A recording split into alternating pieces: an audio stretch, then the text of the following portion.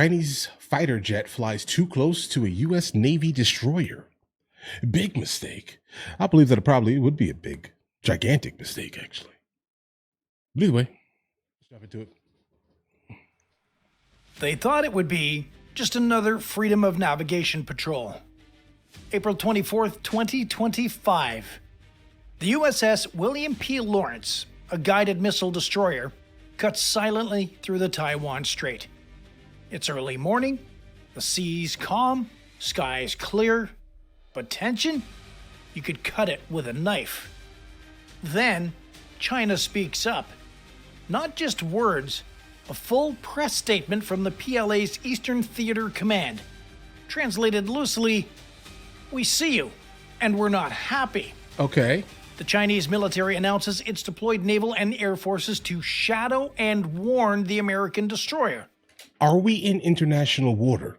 I mean, that's my only question here. I mean, if we're not, then I understand why you would want to shadow us, right? But other than that, bro, do your thing. Live updates flood state media. Footage leaks. Radar tracks are published. The message is clear. You're not welcome here. Where? But the U.S. response? Radio silence. Right, I'm not answering No you. press briefings, no dramatic tweets, just the Lawrence staying her course like nothing happens. What China calls provocation, the U.S. Navy calls routine. Hello, Dylan. But this was Welcome. no routine on Tuesday. Because that destroyer wasn't just making a point about freedom of navigation. It was walking straight into contested waters that Beijing claims as its own. Oh, okay, A okay. move that could escalate from saber rattling So I'm guessing the South China Sea or somewhere close to it. to sparks in seconds. So what Doing really pretty good. happened out there? And you? Was this a near miss? A warning shot, maybe? Or something more? Because behind the headlines and official statements was a game of cat and missile. And someone blinked. The Lawrence didn't flinch. Right. While I headlines in wouldn't. Beijing screamed about illegal trespassing and serious provocations, the destroyer held course. Not an inch off the planned transit path. No evasive maneuvers, no increase in speed. Just a steady, deliberate glide through the strait, right where international law says she belongs. Okay. The message was silent, but unmistakable. We don't ask permission. To the U.S. Navy, this wasn't an escalation. It was Tuesday. Freedom of navigation operations, or FONOPs, are standard play in contested waters.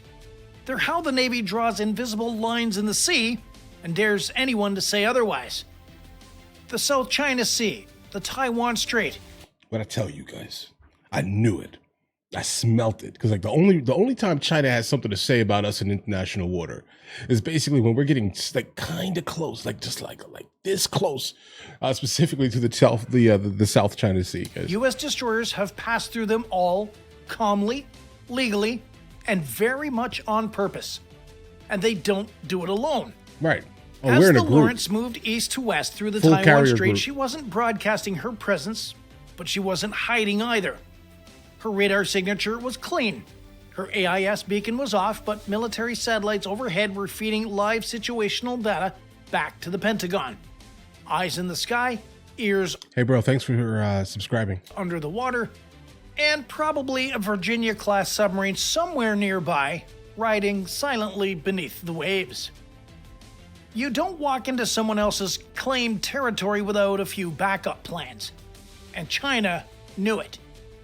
Within hours of the Lawrence's passage, China media released drone footage, grainy clips of a planned Type 52D destroyer tailing the U.S. ship at a distance. Reports That's claim not Chinese much of a J-16 distance. fighters had buzzed the area.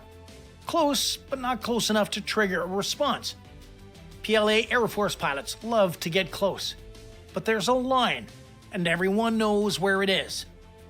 Because if one of those jets had flown too close, if one of those planned ships had tried to block the Lawrence's course, the situation could have gone sideways fast. The rules of engagement in the Taiwan Strait are finely tuned, but fragile. One wrong radar lock, one misread maneuver, and the next thing you hear isn't a diplomatic statement, It's the Aegis combat system going hot. And if that happens, well, Oh, it's game over, guys. Chinese wouldn't be the only ones Right. watching. No. Because this isn't just about Taiwan. It's about proving who gets to move through international waters without asking for a hall pass. And Everyone, guys. Like everyone gets to. The problem is that China generally consistently has an issue with the United States of America doing it close to them. That's it. Listen, China, United States of America, super crazy, adversaries. And the U.S. didn't come to play defense. The Lawrence completed her transit in less than 12 hours. No incident, no deviation. But make no mistake, the silence wasn't peace. It was pressure, building. And the next move was already underway. Just as the USS William P. Lawrence disappeared into the Pacific haze, another pressure point lit up. A few hundred miles south on the other side of the Luzon Strait, warships were on the move. The Philippines and the United States were launching Exercise Balikatan, their largest joint military drill to date. More than 14,000 troops, dozens of ships, fighter jets, missile batteries, and amphibious assault rehearsals across land and sea. The timing? No accident. Within hours of China's announcement that it had shadowed and warned the U.S. destroyer, U.S. Marines were unloading HIMARS rocket systems onto a Philippine beach. A show of force? Absolutely. But also a message to Beijing. We're not just sailing through the Taiwan Strait, we're building firing positions just over the horizon. In military planning, that's called shaping the battle space. And China was paying attention, especially since it had just flexed its own naval muscles a few days earlier. A carrier strike group led by the Shandong, one of the PLA Navy's most modern aircraft carriers, had just cruised past the Philippines' northern coast, well within the country's exclusive economic zone. The move sent a jolt through Manila, prompting immediate air patrols and radar sweeps. The message was clear: we can flank you from both sides. But the Philippines didn't back down. While the PLA was releasing propaganda footage of their intercept, U.S. Pacific Command was compiling ISR data from satellites, drones, and surface vessels. Every maneuver, every flyover, every tailing ship, logged, tagged, filed. And behind every polite statement from the Pentagon was a quiet question being whispered in the planning rooms from Okinawa to Guam. How far is China willing to go this time? Just posturing. That's how far they're willing to go. They're not absolutely willing to commit to provoking us in any meaningful manner. Truth be told here, guys, they're just here for the sole purpose of posturing. That's it. If they're there, that's what they're doing. They're trying to, for the most part, bully us into doing something that they want us to do, but we're not going to do that, guys. Because if these weren't war games anymore, if this was the opening act of something worse, then every move, every destroyer, every joint drill, every carrier group deployment wasn't just a deterrent, it was a dress rehearsal. And just beyond the political theater and all the flashing headlines, steel was moving across the sea fast. Beijing didn't blink, but it didn't stay quiet either. As the USS Lawrence exited the Taiwan Strait and US and Allied forces ramped up exercises just offshore, the Chinese Communist Party kicked into overdrive. The PLA's Eastern Theater Command issued a second statement, this time sharper, louder, more direct. The words illegal, provocative, and irresponsible weren't suggestions, they were accusations. In state media, anchors in Navy uniforms warned of hostile infiltration. Bro. PLA mouthpieces called the destroyer transit a dangerous show of muscle, meant to intimidate and disrupt regional peace. Okay, sure thing, bro. Behind the dramatic language was something colder. The framing of a narrative. China wasn't just upset that a U.S. warship sailed through what they call their territory, they were angry that it did so without asking. You see, In Beijing's view, the Taiwan Strait isn't international water. Okay. It's a domestic corridor. Yeah, but the problem is that the rest of the planet actually perceives it as international waters. All right, so if you're the one that specifically is trying to actually make some type of actual claim on international water, then you're going to have to make it so that's no longer international water. But the problem is you can't. Okay, so you can call it whatever you want to call it domestically. I get it, Xi Jinping. You kind of want to world domination for the most part, right? But unfortunately, that is international waters. It's not any type of domestic corridor. But either way. Part of what they call their internal sea. Okay. And they've been working hard for years to convince the world that the rules there are different, that freedom of navigation doesn't apply, that warships from the West need permission to pass. I'm not asking you for nothing. But international law says otherwise. The United Nations Convention on the Law of the Sea, UNCLOS, which even China has signed, they recognizes sure did. the Taiwan Strait as an international waterway. And the U.S.? They treat it like a highway, no different than the Strait of Gibraltar or the English Channel. That clash of definitions is not just semantics, it's doctrine. Right, it's law. Because if the world accepts that the Taiwan Strait is Chinese territory, then every future transit becomes an escalation, a diplomatic incident, a bargaining chip. Yeah, guys, they just don't like the fact that we utilize it. That's it. Like, that's the only thing here. And there's nothing more than that. The fact that we utilize it is like generally the problem. That's it. All right. Anyone else can use it. Sure. Go, guys, do your thing. The United States of America? Huh? Getting close to the South China Sea or the Taiwanese Strait? Oh, no. But if the U.S. keeps sailing through unchallenged, we're going to. Unapologetic, then Beijing's narrative starts to erode. Yep, it crumbles. And right now, the U.S. isn't just sailing through.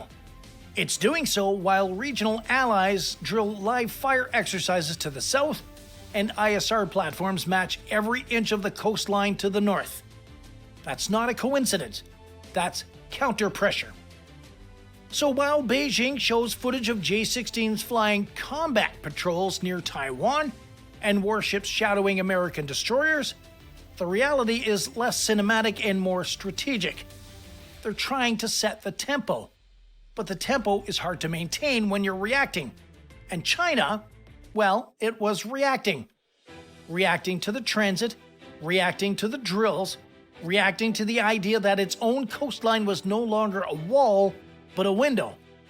And through that window, the U.S. Navy was watching. The Taiwan Strait stayed calm. By the time the USS William P. Lawrence cleared the eastern edge of the strait, the region wasn't just holding its breath, it was watching for the next move. Not with speeches, with satellites, with sonar, with the kind of scrutiny you only apply when everyone suspects something bigger is coming. Because here's the truth. That single transit didn't change the map. It changed the tone. It shifted the rhythm. And in geopolitics, rhythm matters. That's the only thing that matters, In bro. Beijing, the PLA began rotating assets faster than usual. Frigates that had been docked for maintenance were suddenly at sea. Right, yeah, for more posturing, guys. Aerial patrols increased. Even civilian ferries in the Taiwan Strait began reporting unmarked radar interference, possibly signals from airborne early warning systems sweeping for U.S. subs. And on the American side, Strike Group 5 didn't slow down. The Lawrence rejoined its formation, which included the aircraft carrier USS Carl Vinson, steaming east with an escort wall of steel and eyes in every direction. Right. In the air, A P-8 huge carrier Poseidons group. looped over potential launch corridors, their onboard radar scanning for missile signatures, surface skimmers, or worse, coordinated swarms. And in the middle of all this, Taiwan quietly upgraded its defense posture. No sirens, no press briefings, just subtle moves. More intercept flights by ROCAF jets, increased activity around known radar sites, logistics hubs running hotter than usual. Even the roads leading to mountainous bunkers saw more military traffic than usual. Everyone Bro, was are those custom Jeeps? Bro, what is that top? If you guys don't know, I'm an absolute Jeeper. All right. I own multiple Jeeps. I collect Jeeps. I build Jeeps, guys. This is my thing here. What is this top here? Kind of looks like a safari top ish. But either way, it's definitely a Jeep JL. Preparing. Because while no missiles flew and no shots were fired, the rules of the game had shifted. Before, China operated under the assumption that the US was risk-averse in the region, that Washington would flinch at escalation, that a loud enough warning would cause hesitation. But the Lawrence didn't hesitate. It's not, no. It transited the strait with the kind of clinical professionalism that says one thing loud and clear: we're not asking. For what? And if that becomes the norm, then China's entire strategy, its bluffing game, its gray zone operations, its salami slicing of strategic control, posturing, starts to unravel. Because when your enemy stops fearing your reaction, you lose your leverage. Beijing knows this. That's why the propaganda was so loud. That's why the flyovers were pushed to the edge of too close. That's why the video of a planned destroyer tailing the Lawrence was played on a loop in state news, as if to say, we're still in control. But control isn't about tailing a ship. It's about shaping what that ship does next. And right now, the only ones shaping movement in the region are wearing US Navy patches. Which leads us to the bigger picture. Because this wasn't just a standoff, it was a stress test. The US was testing Beijing's willingness to escalate, testing how far the PLA would actually go before blinking, testing whether the strait, long time a flashpoint for speculation, would actually erupt under pressure. It didn't, but the seams showed. Increased comms chatter, odd force deployments, a spike in cyber probe activity across US and allied digital infrastructure, all detected in the hours after the transit. Beijing was rattled. Not panicked, but rattled enough to double-check its playbook. And here's where it gets interesting. Okay. That playbook? It used to assume time was on China's side, that eventually the US would tire of playing sheriff in the Pacific. No. Taiwan would feel isolated, that regional alliances would drift apart under economic pressure. Yeah, no. But now, time might not be China's friend. Because every exercise like the Balikatan adds teeth to a regional shield. Every destroyer that sails through the Taiwan Strait without blinking pushes back the red line. And every time China tries to intimidate with a jet flyby or a destroyer tail, the response isn't retreat, it's reinforcement. The Pacific's getting sharper, faster, less predictable. And when unpredictability These things are becomes so beautiful, the default bro. setting, the chances of a miscalculation skyrockets. One wrong blip on a radar screen, one nervous pilot, one mistimed maneuver, that's all it would take. And suddenly, we're not talking about a routine transit anymore. We're talking about flashpoints, about after-action reports, about war. That's why this matters, because this wasn't just a message between destroyers. It was a message to the world. The lines are being redrawn, and the erasers are moving fast. So here we are. One destroyer, one narrow strait, one message sent without firing a shot. But don't mistake the quiet for calm.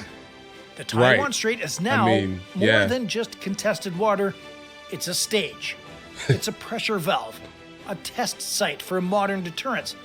And everyone's watching to see who blinks next. You're completely correct, the next bro. incident Completely. might not come with a warning, and the response might not come with a press release. This wasn't just about one transit. It was about tempo, initiative, showing that the US Navy still sails where it wants, when it wants, and doesn't check in with Beijing before doing so. So what do you think? Are these operations necessary to keep the peace? Or are we one step away from something we can't undo?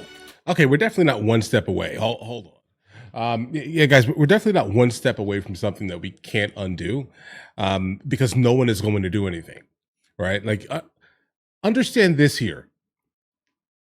all of these navies, like all around the world, all they're doing is posturing in international waters. They're basically showing their might. It's basically a runway for $1 billion, naval equipment. That's basically what they're doing consistently whenever they do decide to get super close to like a country's actual waterway. If that makes any sense here, it seems like this is kind of like exactly what we're doing right now in Venezuela, right?